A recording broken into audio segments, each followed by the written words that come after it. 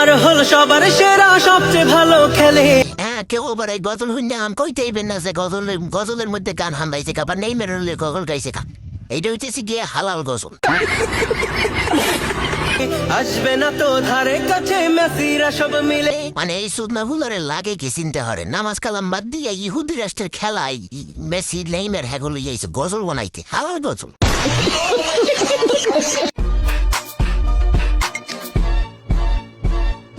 এরে ভাববার লাভ নাই, তুমি যে আশায় ঘুরো ফোরো মাইয়ার গায়ে জ্বর, তুমি যে তোমার ফুটবল দুইটা উন্মোচন দুইটা বুঝাইতে আছো যে তোমার ফুটবল দুইটা এবছর বিশ্বকাপ খেলার উপযোগী।